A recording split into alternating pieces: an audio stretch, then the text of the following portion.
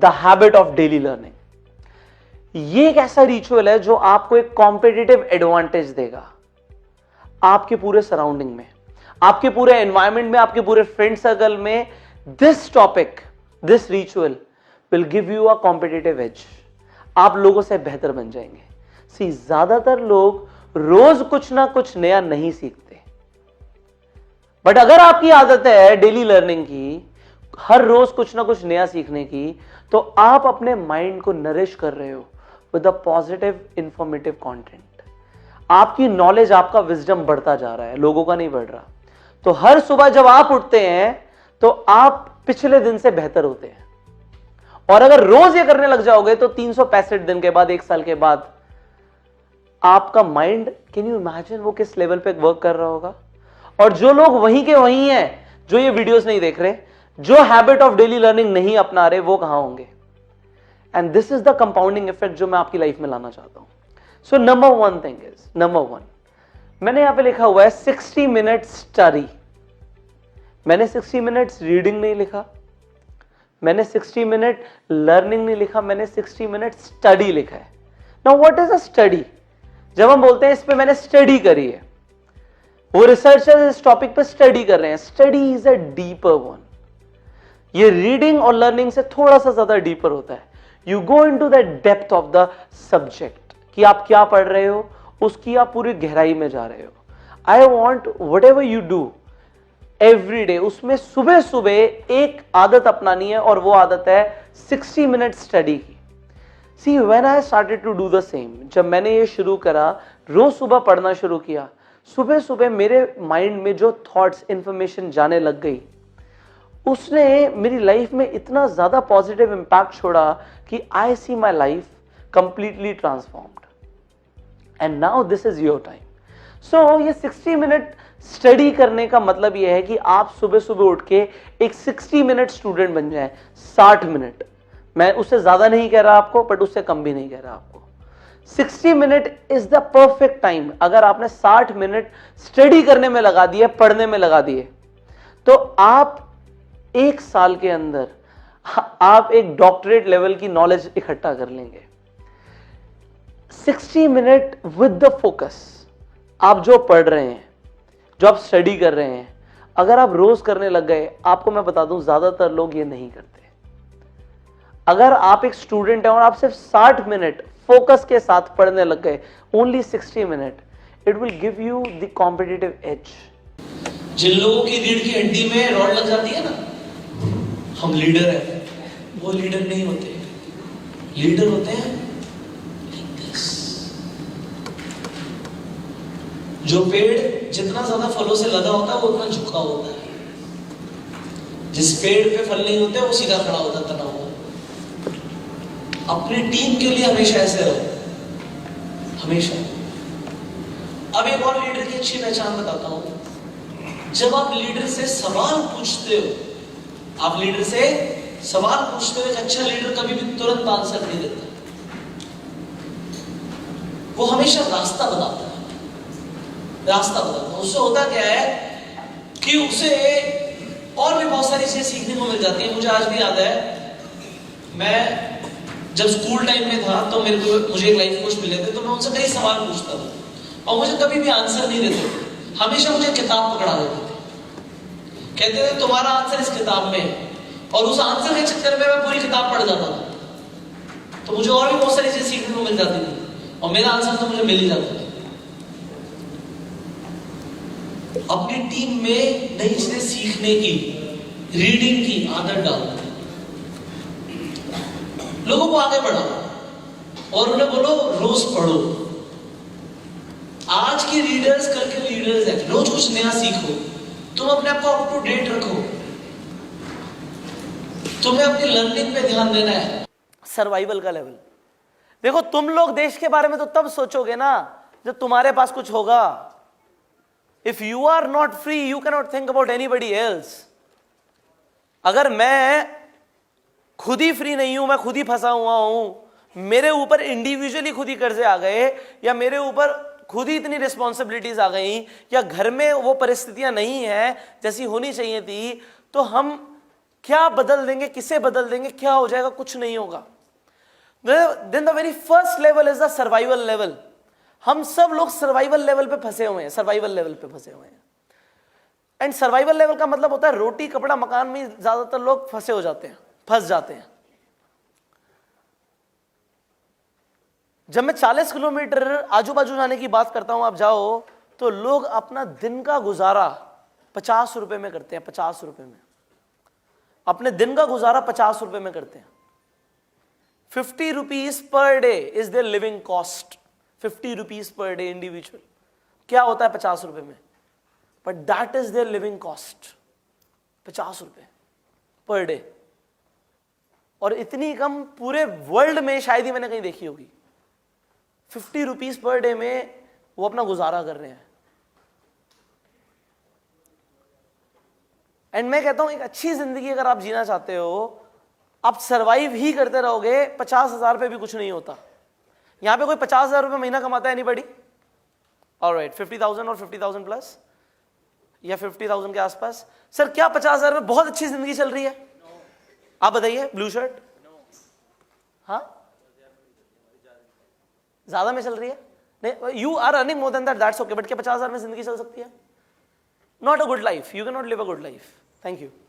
C if I talk about, आज आपको लग रहा है कि चलो मेरे पास 50,000 है या मेरे पास 1 लाख है, आपका डेली एक्सपेंस कुछ भी हो सकता है, ठीक है, कुछ भी हो सकता है।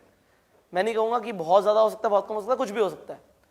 बट सर्वाइवल मेरे हिसाब से, if we are living in India right now, and if I talk about कि आपको एक अच्छी जिंदगी जीनी है, रोटी कपड़ा मकान तीनों चीजें चाहिए, मकान भी बात कर रहा हूं मैं, रोटी कपड़ा मकान तीनों चीजें चाहिए और अच्छा चाहिए, सर्वाइवल से ऊपर चाहिए, तो minimum your monthly income should be 4 lakh rupees. कितने लोग मेरे से एग्री करते हैं? से आए 4 lakh rupees. But if I talk about कितने लोग 4 लाख रुपए कमाने के लिए भी स्टार्टिंग से पढ़ाई कर रहे हैं, मेहनत कर रहे हैं? इंडिया के अंदर क्या 1 लाख रुपए को अच्छी इनकम माना जाता है? That is just the quarter of 4 lakh rupees. मेरे को भी ऐसा था कि यार 1 लाख रुपए की जब मेरी इनकम होगी ना तो बहुत बढ़िया हो जाएगा सब कुछ। ठीक है, मैंने 17 साल की उम्र में शुरू किया कमाना, ऑलमोस्ट 18 से पहले मेरी इनकम 1 लाख रुपए महीना थी। फ्लक्चुएशंस थी, ये नहीं कहूंगा कि मेरी स्टेबिलिटी थी, कभी 50,000 भी आता था, कभी 1 लाख भी आता था, ज्यादा तो नहीं बोलूंगा कि आता होगा, बट ठीक है, 18 साल के आसपास मैं 1 लाख रुपए के आसपास कमा लेता था। तो 1 लाख रुपए की जब मेरी इनकम हुई तब भी कुछ खास नहीं हुआ, खास नहीं हुआ। And when I started, you know, most of you start from zero, I started with minus. मेरे फादर का जब मैं 17 साल का था, एक बहुत बड़ा लॉस हो गया उनके बिजनेस में, बहुत बड़ा लॉस हो गया। तो उनका जब लॉस हो गया तो उनका बिजनेस ऑलमोस्ट खत्म हो गया, बहुत कम हो गया मैं बोलूंगा, काम तो वो फिर भी कर रहे थे, बट उनके ऊपर कुछ कर्जे हो गए, कुछ डेट हो गए। एंड मुझे क्लियर दिख रहा था जितने उनके ऊपर कर्जे हो गए, जिस हिसाब से वो कमा रहे हैं, वो घर भी चलाएं और कर्जे भी पूरे कर दें, शायद मुश्किल है, बहुत मुश्किल है, मुझे ऐसा लगा उस टाइम पे। So most of you start from zero. हमारे पास जीरो पैसा था। आई क्लियरली से आई स्टार्टेड विद माइनस। जब मैंने शुरू किया तभी मैं माइनस में था, हम पहले ही गड्ढे में थे। तो पहले तो उस गड्ढे को भरना था, तो फिर जमीन पर आना था, उसमें मुझे काफी टाइम लगा। ठीक है, गड्ढे भी भर दिए, बट 1 लाख रुपए से गड्ढे भी नहीं भरे थे, उससे ज्यादा कमाने पे गड्ढे भरे थे।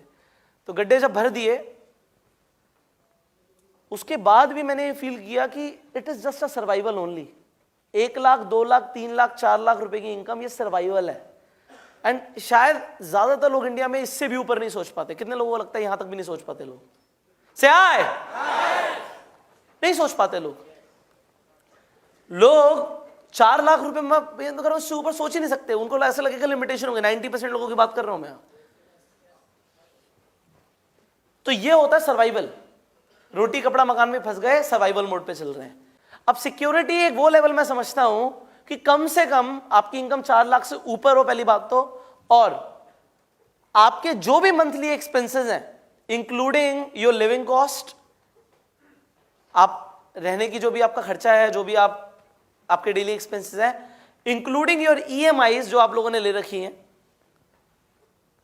किसी भी तरीके की ईएमआई आपके ऊपर है, इंक्लूडिंग एवरीथिंग जो आपकी जेब से पैसा डेबिट होता है, जो पैसा आपकी जेब से जाता है, उस सबको मिला दो इंटू 3, कम से कम उतना 3 महीने का आपके अकाउंट में जितना भी आपकी लिविंग कॉस्ट है, आज के हिसाब से तो चलो कम होगी, but when you will have the income of 4 lakh rupees, आपके शायद मंथली एक्सपेंसेस लाख रुपए के आसपास होंगे मिनिमम, लाख रुपए 1.5 लाख रुपए इतने होंगे, शायद ज्यादा भी हो सकते हैं, जो क्योंकि जब मेरी 4 लाख की इनकम थी मेरे इतने एक्सपेंसेस थे, ठीक है।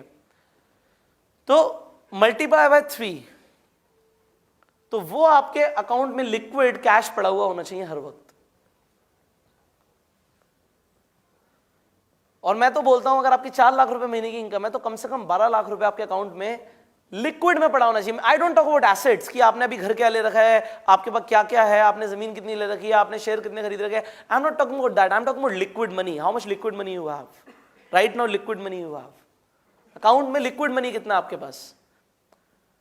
सो आय से एक तो आपके एक्सपेंस इंटू 3 गुना आपके जितने भी एक्सपेंस आज महीने के, उसका 3 टाइम्स आपके अकाउंट में होना ही चाहिए। वो आप किसी भी लेवल पे हो तब भी होना चाहिए। अगर आप 50,000 कमाते हो और आपकी लिविंग एक्सपेंस 20,000 रुपीज है, तो 60,000 रुपए आपके अकाउंट में लिक्विड होना चाहिए। उसका रीजन बताता हूं क्यों होना चाहिए। और सिक्योरिटी के लेवल में पहुंचने के लिए अगर आप 4 लाख रुपए महीना कमाते हो, उससे ज्यादा कमाते हो, तो आपकी महीने की इनकम का मल्टीप्लाई बाय 3, कम से कम 12 लाख रुपए आपके अकाउंट में लिक्विड पड़ा होना चाहिए। If you have that much amount of money and you have continuous income of 4 lakh rupees, then you are secured,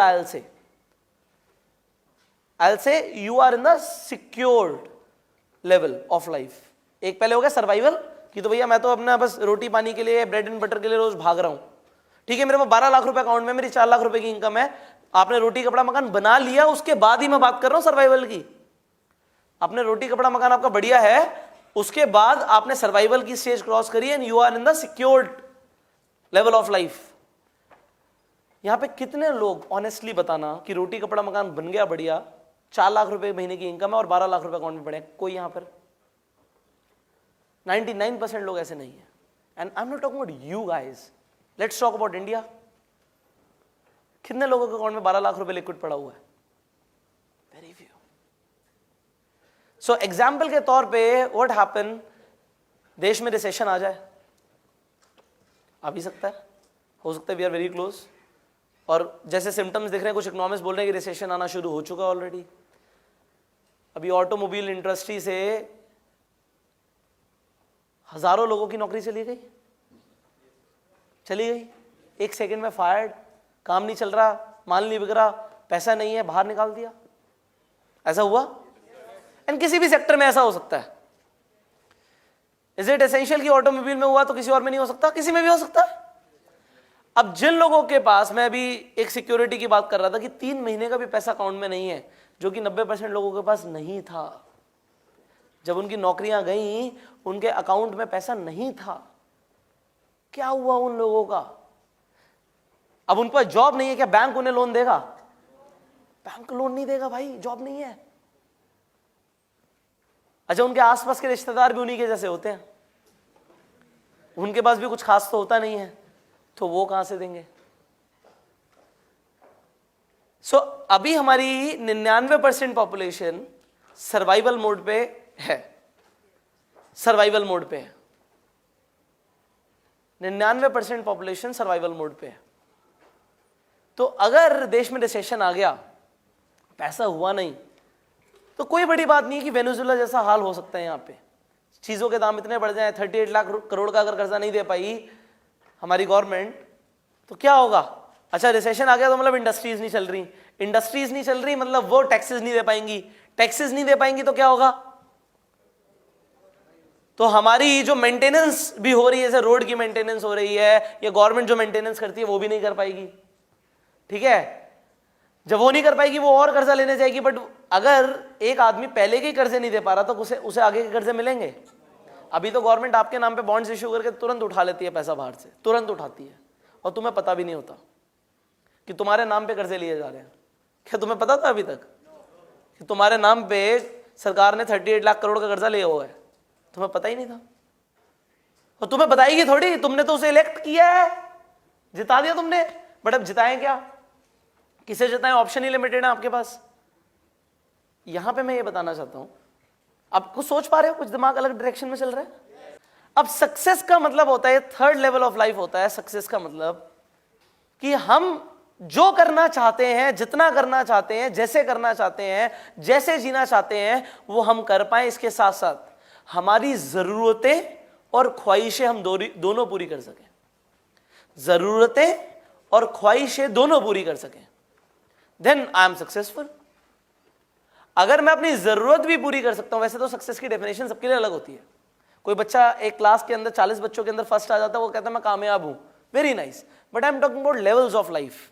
जिंदगी के 4 लेवल पे आप कितने कामयाब हो, ये यहां से पता लगेगा कि अगर जो आप करना चाहते हो वो आप कर सको, जहां आप जाना चाहते हो आप जा सको, आपकी जरूरतें और ख्वाहिशें दोनों पूरी हो जाए, तो आप कामयाब हो। अब मुझे बताओ यहां पे कितने लोग कामयाब हैं? Very few, very few. And if I talk about India, तो कितने लोग कामयाब हैं? Very few, handful of people. मैंने 3 स्टेजेस क्रॉस करे जिंदगी के, and I will talk about 4th stage. यहां तक भी लोग पहुंच जाते हैं कि उनकी जरूरतें और ख्वाहिशें दोनों पूरी होने लग जाए, इतना पैसा भी है, टाइम भी है, सब कुछ है, ये भी कर लेते हैं लोग, बट इसके ऊपर का लेवल पे बहुत कम लोग आ पाते हैं। एंड अगर आपको ये जिंदगी मिली है तो ये चारों लेवल्स पे चढ़ने के लिए मिली है, वरना इस जिंदगी का कोई मायने नहीं है। आपको भगवान ने, ऊपर वाले ने जानवर नहीं बनाया, इंसान बनाया इसलिए क्योंकि आप ये 4 सीढ़ियों पे चढ़ पाओ। But people never climb the ladders because उन्हें पता ही नहीं है ये सीढ़ियां भी चढ़नी होती हैं। The 4th level of life, देखो अगर आपको पता ही नहीं होगा तो जाओगे कैसे? जब पता ही नहीं कि अमेरिका नाम की कोई जगह है तो जाएंगे कैसे? पता तो हो पहले, है तो सही भाई, हमें मार्स पता है, मार्स पे शायद चले भी जाएं, बट कोई ऐसा ग्रह जो अभी हमें पता ही नहीं, हम जा सकते हैं क्या? जो हमें पता ही नहीं होगा हम जाएंगे कैसे? अबे इंडिया में बहुत बड़ी दिक्कत है कि जब स्कूल में बच्चों को पढ़ाया ही नहीं जाता कि 4 लाख रुपए महीने से ऊपर कमाना होता है बेटा, हम अपने घर में अपने बच्चे को नहीं सिखाते, तो वो पहुंचेगा कैसे जब उसे पता ही नहीं, उसने सुना ही नहीं, उसने एक्सपीरियंस ही नहीं किया, कोई बताने वाला ही नहीं था, तो पहुंचेगा कैसे? जब तुम्हें कोई ऐसा पुष्कर राज ठाकुर जैसा कोई बंदा मिला ही नहीं जो ये बोले ये करना होता है।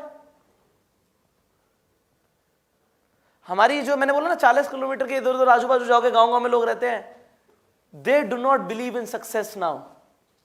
उन्हें कामयाबी से फर्क नहीं पड़ता, कामयाबी को समझेंगे भी नहीं, उन्हें सिर्फ जादू से फर्क पड़ता है। जादू, जादू हो जाए कोई लाइफ में, कहीं से मुझे पैसे पड़े हुए मिल जाए, गड्ढा खोदूं खजाना मिल जाए, बाबा के पास जाऊं कृपा हो जाए। देश बर्बाद हो रहा है,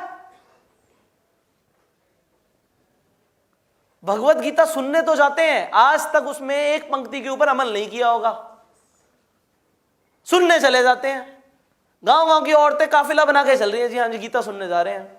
गीता में पहली चीज लिखी है कर्म कर लो, कर्मी पूजा है वो करना नहीं है।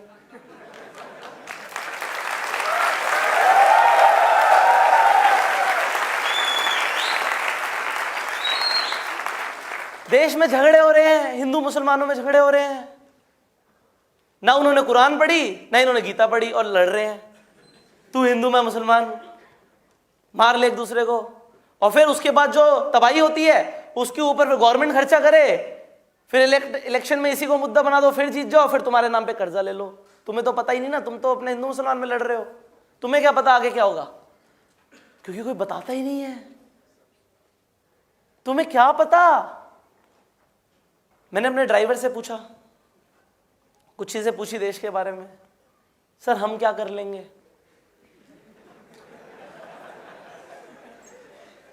हम क्या कर लेंगे, हम क्या कर सकते हैं?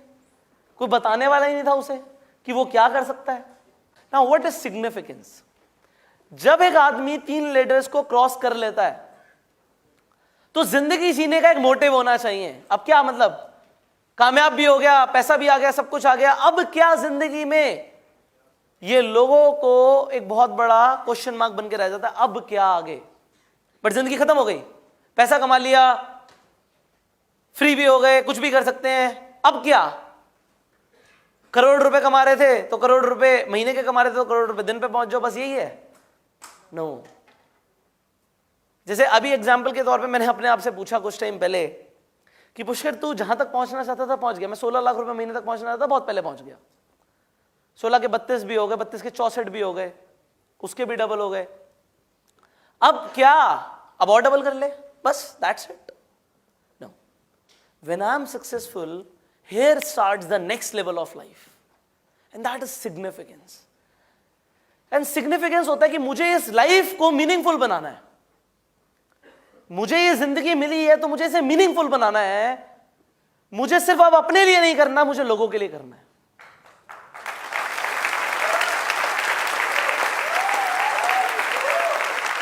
अपने लिए जी के, अपने लिए पैसा कमा के मैं भी उन एनआरआईज की तरह देश छोड़ के चला जाता हूं।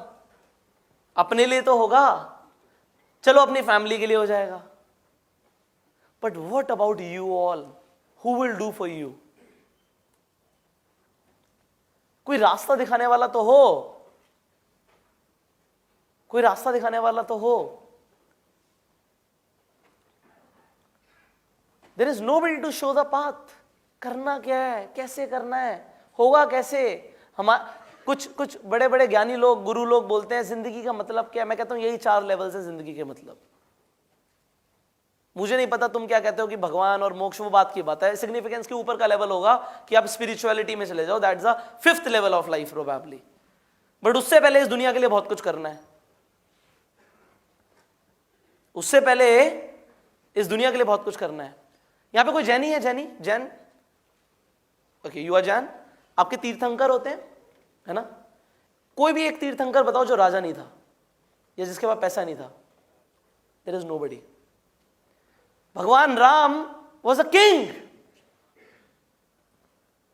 कृष्ण जी क्या ग्वाले थे? नो।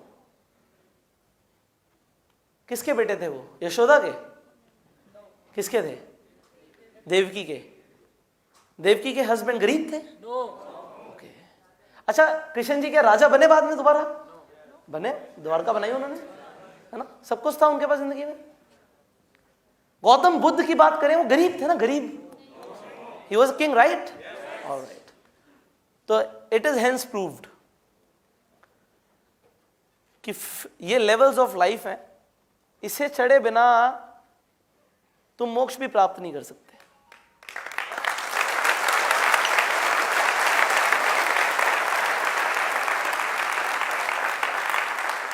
ओशो का नाम सुना है किसी ने? ओशो का नाम? उन्होंने रोल्स रॉयस खरीदी तो उन्होंने बोला, उनसे पूछा गया कि इतनी गरीबी है देश में और ये है और वो है और आपने रोल्स रॉयस खरीद ली, पैसा तो बहुत है आपके पास। तो क्या आंसर था उनका? आप कोई भी एक साधु महात्मा बताइए जो बहुत बड़े हों और उनके पास पैसा ना हो, एक बताओ। एक भी नहीं पता होगा आपको। जिस मर्जी का नाम ले लो, पैसा बहुत है सबके पास। Everybody has money and they have enough money that they do not know how much money I have, and that is I call success। भाई इतना हो कि पता ही ना हो।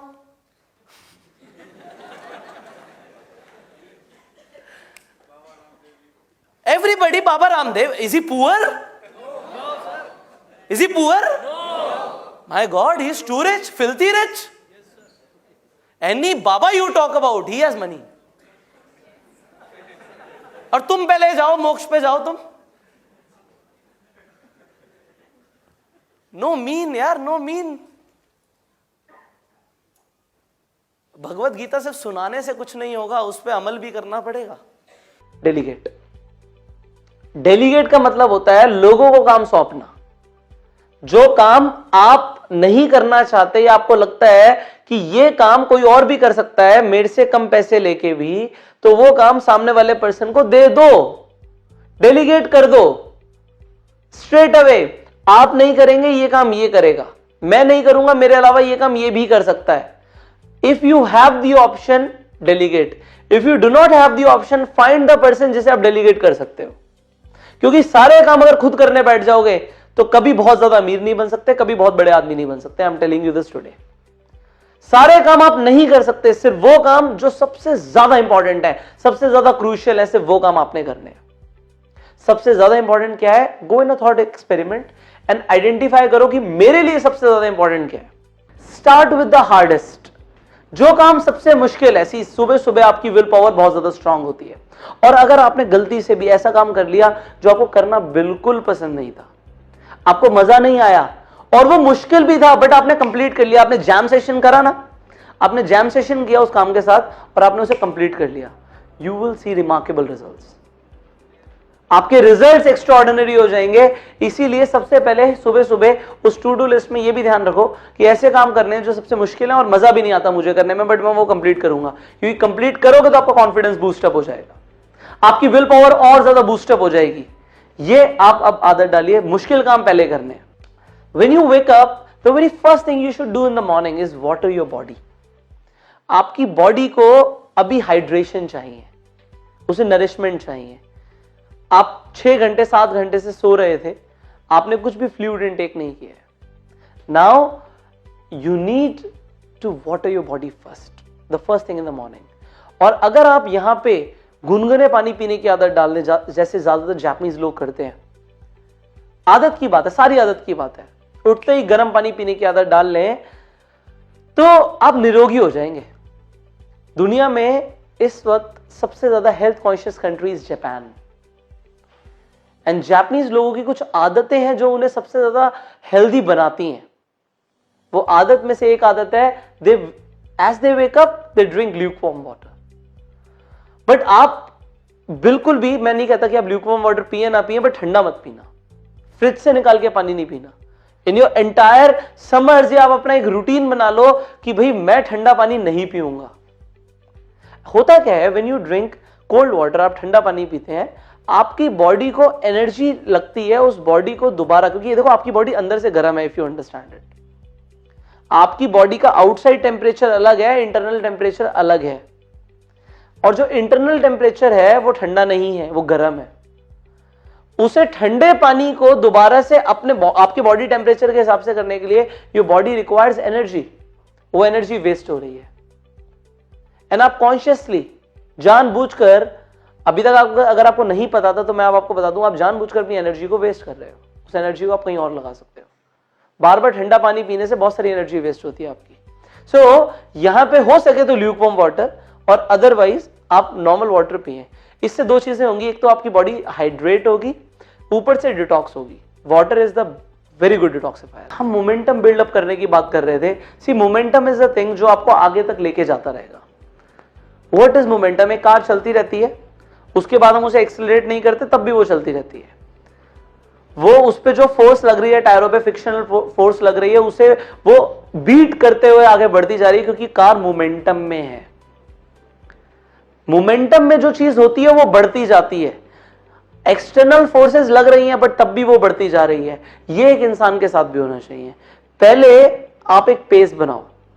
एक जब बॉलर क्रिकेट की फील्ड के अंदर, जब एक बॉलर बॉलिंग करने आता है तो वो पहले रन अप लेता है ना, फिर वो भागता हुआ आता है, वो भागता रहता है कि वो सारा वो जो मोमेंटम बॉडी का बना रहा है वो एक बॉल में ट्रांसफर कर सके। वहां पे आपको अपने आप को एक मोमेंटम में लेकर आना है। एक मोमेंटम में जब रखोगे ना, मतलब क्या है कि just keep going, whatever come to you, come what may, you are moving. आप चलते जा रहे हो, आप नहीं रुकेंगे। जो हम इनसेन प्रोडक्टिविटी में सीख रहे हैं, जो हम the last course for your best life में सीख रहे हैं, ये सारी चीजें हम अप्लाई करते रहेंगे। ये हम अप्लाई करते रहेंगे, हम इन्हें चलते रहेंगे, इन चीजों को फॉलो करते रहेंगे। We will just keep moving, will be just keep moving. हम सिर्फ आगे बढ़ते रहेंगे। ये मोमेंटम बनाओ, चीजों को करने का आदत डालो और वहां पे एक मोमेंटम बना लो। आप नहीं रुकेंगे, कुछ भी हो जाए।